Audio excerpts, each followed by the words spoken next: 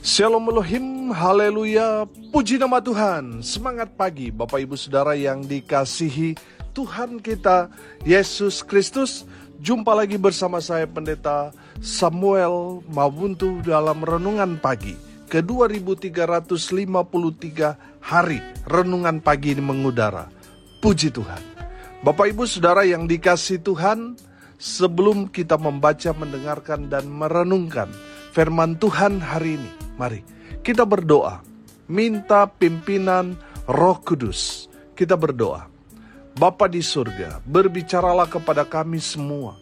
Pakai firman Tuhan ini untuk menegur kami, menasihati kami, meneguhkan iman percaya kami, dan memberkati kami semua.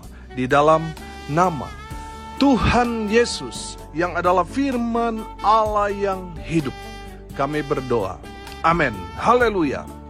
Bapak Ibu Saudara yang dikasihi Tuhan, bersama dengan saya kita akan belajar Alkitab dari kitab Kejadian sampai kitab Wahyu. Mari buka Alkitab kita.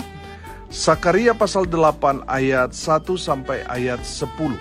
Di bawah perikop keselamatan bagi Israel. Demikian firman Tuhan. Datanglah firman Tuhan semesta alam bunyinya. Beginilah firman Tuhan semesta alam. Aku berusaha untuk Sion dengan kegiatan yang besar dan dengan kehangatan amarah yang besar.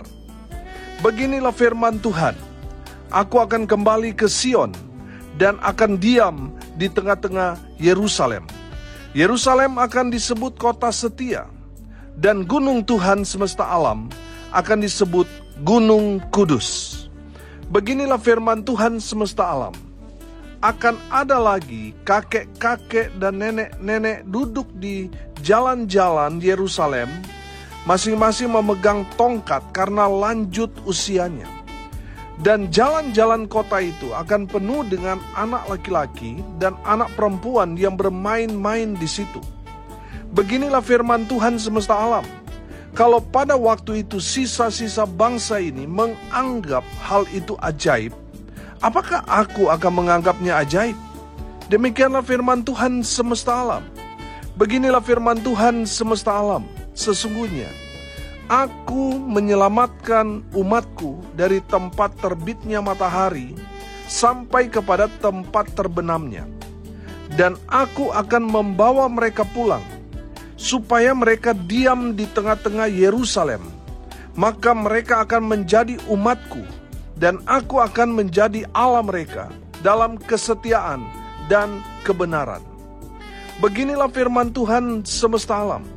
Kuatkanlah hatimu, hai orang-orang yang selama ini telah mendengar firman ini yang diucapkan para nabi. Sejak dasar rumah Tuhan semesta alam diletakkan untuk mendirikan bait suci itu. Sebab sebelum waktu itu tidak ada rezeki bagi manusia, juga tidak bagi binatang, dan karena musuh tidak ada keamanan bagi orang yang keluar dan bagi orang yang masuk. Lagi pula aku membuat manusia semua bertengkar. Amin firman Tuhan. Haleluya. Bapak Ibu Saudara yang dikasihi Tuhan, saya percaya semua ada waktunya. Amin. Ada waktunya di mana umat Tuhan dihukum karena kesalahan pelanggaran dosa yang mereka lakukan di hadapan Tuhan. Dan ada waktunya di mana Tuhan akan memulihkan serta memberkati umat Tuhan. Amin. Saudara, saya percaya konteks kebenaran firman Tuhan ini bicara tentang waktu di mana umat Tuhan dipulihkan. Amin. Makanya Tuhan mau umat Tuhan itu fokus kepada Tuhan, bangun rumah Tuhan. Amin. Perhatikan ayat 8. Dan aku akan membawa mereka pulang, supaya mereka diam di tengah-tengah Yerusalem. Maka mereka akan menjadi umatku, dan aku akan menjadi Allah mereka dalam kesetiaan dan kebenaran. Haleluya. Bapak Ibu Saudara yang dikasihi Tuhan, inilah rancangan Tuhan. Saya percaya ini kerinduan Tuhan yang sangat-sangat luar biasa untuk umat Tuhan. Amin. Tuhan mau supaya umat Tuhan yang sedang ada di tanah perbudakan di Babel, supaya mereka kembali pulang ke Yerusalem, supaya mereka ada dalam persekutuan dengan Tuhan. Tuhan mau mereka tinggal di kota Tuhan itu, dan Tuhan menjadi Allah di tengah-tengah mereka. Haleluya. Bapak Ibu Saudara yang dikasihi Tuhan, Tuhan mau umat Tuhan itu bersekutu dengan Tuhan. Amin. Saudara, lihat ayat 9. Beginilah firman Tuhan semesta alam. Kuatkanlah hatimu, hai orang-orang yang selama ini telah mendengar firman ini yang diucapkan para nabi sejak dasar rumah Tuhan semesta alam diletakkan untuk mendirikan bait suci itu. Bapak Ibu Saudara yang dikasihi Tuhan, dari firman Tuhan ini kita dapat menangkap bahwa firman Tuhan ini terus berbicara dan berbicara kepada para nabi untuk disampaikan kepada umat Tuhan tentang kerinduan Tuhan ini. Amin. Makanya firman Tuhan ini katakan, kuatkanlah hatimu, hai orang-orang yang selama ini telah mendengar firman ini yang diucapkan para nabi sejak dasar rumah Tuhan semesta alam diletakkan untuk mendirikan bait suci itu. Jadi saudara yang dikasihi Tuhan, tujuan Tuhan membangun bait suci supaya umat Tuhan itu bersekutu dengan Tuhan Allah Israel itu. Amin. Haleluya. Bapak Ibu Saudara yang dikasihi Tuhan, kita mau fokus di ayat 10. Perhatikan. Sebab sebelum waktu itu tidak ada rezeki bagi manusia, juga tidak bagi binatang. Dan karena musuh tidak ada keamanan bagi orang yang keluar dan bagi orang yang masuk. Bapak Ibu Saudara yang dikasihi Tuhan, firman Tuhan ini mau memberikan kita satu pemahaman bahwa sebelum bait suci itu dibangun, didirikan di tengah-tengah kota Yerusalem, tidak ada rezeki bagi manusia. Saudara, apa yang mereka dapatkan ya cuma habis hari itu. Saudara, bicara rezeki itu berkat yang bisa terus kita nikmati setiap waktu. Makanya saudara perhatikan ayatnya yang keempat di sana, bicara tentang akan ada lagi kakek-kakek dan nenek-nenek duduk di jalan-jalan Yerusalem, masing-masing memegang tongkat karena lanjut usianya. Ayat 5, dan jalan-jalan kota itu akan penuh dengan anak laki-laki dan anak perempuan yang bermain-main di situ. Haleluya. Saudara, kalau kita mundur ke belakang, di mana awal pembangunan bait suci di zaman Raja Salomo, sudah perhatikan. Raja Salomo diberkati Tuhan dengan luar biasa. Kenapa? Karena dia membangun bait suci. Amin. Saya percaya saudara, kalau kita mengambil bagian dalam pembangunan bait suci, rumah Tuhan, atau dalam konteks sekarang bangunan gereja Tuhan, saudara pasti akan diberkati Tuhan dengan luar biasa. Amin. Bapak Ibu Saudara yang dikasihi Tuhan, sejak bait suci itu runtuh saudara, rata dengan tanah, tidak ada rezeki bagi umat Tuhan. Apa yang mereka dapat hanya habis hari itu. Saudara yang dikasihi Tuhan, kita tahu bahwa dari kitab kebenaran firman Tuhan dari Hagai, Sakaria, Maleaki ini bicara tentang pembangunan kembali bait suci yang runtuh di zaman Raja Nebukadnezar.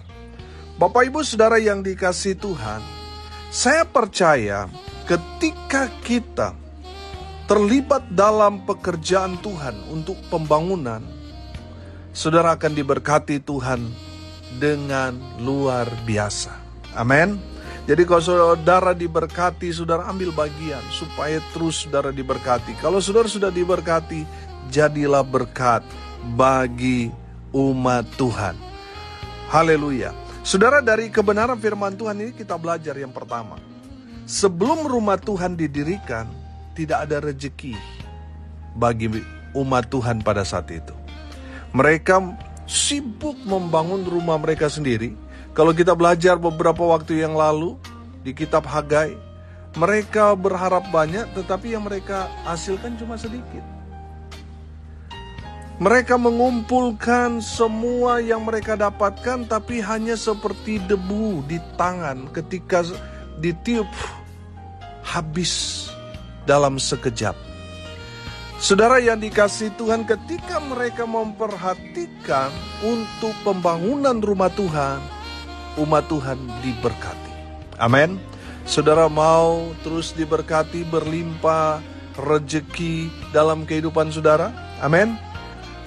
Bantu, support, topang.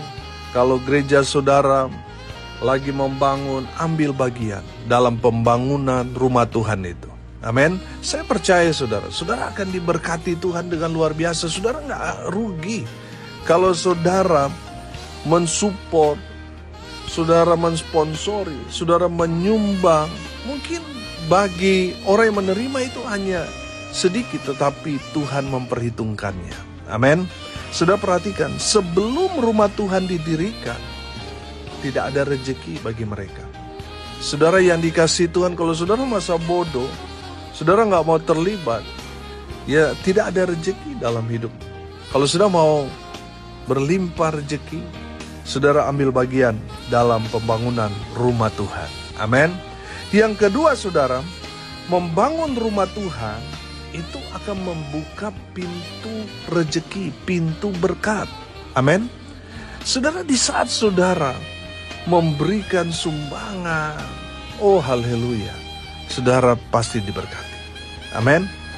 Yang ketiga saudara, kenapa rumah Tuhan itu harus dibangun? Kan sudah ada pendeta, kan sudah ada panitia, biar mereka sajalah yang bekerja.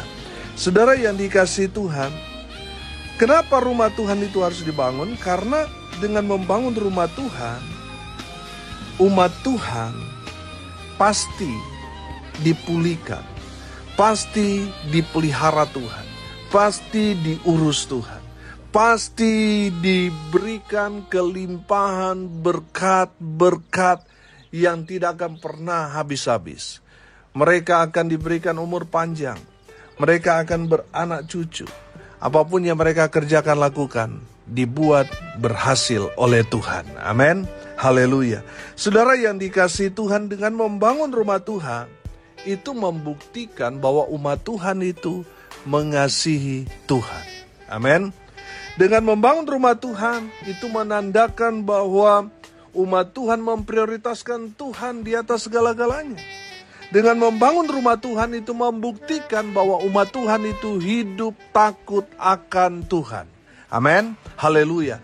Bapak Ibu Saudara yang dikasihi Tuhan, saya percaya ketika kita terlibat di dalamnya. Mungkin saudara, aduh Pak Pendeta, saya nggak punya uang Pak Pendeta untuk membantu pembangunan rumah Tuhan. Saudara mungkin hanya bisa sumbang 1 sak semen. Saudara pasti diberkati.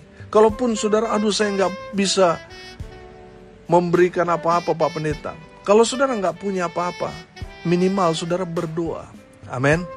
Doakan panitia, doakan hamba Tuhan yang sedang membangun saudara. Pasti Tuhan akan perhitungkan semuanya. Amin. Tidak pernah sia-sia. Saudara yang dikasihi Tuhan, ada banyak orang sudah nggak sumbang, sudah nggak mendoakan, tetapi suka menjatuhkan dengan kata-kata pesimis. Saudara yang dikasihi Tuhan, mari terus support. Kalau ada gereja yang sedang membangun, saudara support mereka. Lewat doa, daya, dana, saudara bantu.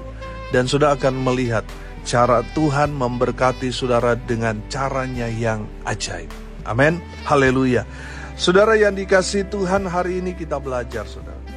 Tujuan Tuhan untuk mengembalikan umat Tuhan yang ada dalam tanah perbudakan. Supaya mereka bersekutu dengan Tuhan. Supaya mereka membangun rumah Tuhan. Supaya mereka terus ada dalam hadirat Tuhan. Amin. Saudara, sebelum mereka mendirikan rumah Tuhan, tidak ada rezeki di sana. Di saat mereka membangun rumah Tuhan, Tuhan buka pintu rezeki, pintu berkat buat mereka. Amin. Saudara yang dikasihi Tuhan, kenapa rumah Tuhan itu harus dibangun? Karena dengan membangun rumah Tuhan, kita akan melihat kuasa Allah bekerja dengan luar biasa. Tuhan akan menjaga, Tuhan akan memelihara, Tuhan akan memberkati kita. Saudara yang dikasihi Tuhan, kalau kita membangun rumah Tuhan itu tanda kita mengasihi Tuhan. Amin. Itu tanda kita memprioritaskan, mengutamakan, menomorsatukan Tuhan di atas segala-galanya. Itu tanda kita hidup takut akan Tuhan. Dan saya percaya saudara, kalau kita mengasihi Tuhan, kita memprioritaskan Tuhan, kita hidup takut akan Tuhan, pasti Tuhan alirkan berkat, rezeki, umur panjang, sukacita, kebahagiaan di dalam rumah tanggamu. Usahamu, pekerjaanmu akan berhasil. Tuhan akan promosikan saudara dengan luar biasa. Amin. Haleluya. Mari kita berdoa. Terima kasih Bapa di surga, sudah berbicara kepada kami semua melalui kebenaran firman-Mu. Berkati semua pendengar dimanapun mereka berada. Tuhan memberkati hidup mereka, rumah tangga mereka, usaha pekerjaan pelayanan mereka dibuat beruntung, berhasil dalam segala hal. Mereka yang sakit Tuhan sembuhkan, mereka yang lemah Tuhan kuatkan, hibur mereka yang saat ini sedang berduka cita. Dan hamba berdoa, biarlah berkat dari surga turun memenuhi semua pendengar. Bapak Ibu Saudara yang dikasihi Tuhan, arahkanlah hatimu kepada Tuhan dan terimalah berkat dari Tuhan Yesus. Tuhan memberkati engkau dan melindungi engkau. Tuhan menyinari engkau dengan wajahnya dan memberi engkau kasih karunia. Tuhan menghadapkan wajahnya kepadamu dan memberi engkau damai sejahtera. Di dalam nama Tuhan Yesus, sumber segala berkat. Bapak Ibu Saudara yang percaya, diberkati Tuhan, katakan amin. Puji Tuhan. Bapak Ibu Saudara yang dikasihi Tuhan, kalau saudara merasa diberkati melalui renungan pagi ini, bagikan juga kepada saudara-saudara yang lain supaya mereka juga diberkati. Karena untuk itulah kita dipanggil untuk jadi berkat. Salam kasih dari Bali. Saya Pendeta Samuel Mabuntu. Sampai jumpa besok pagi. Tuhan Yesus memberkati kita semua. Haleluya.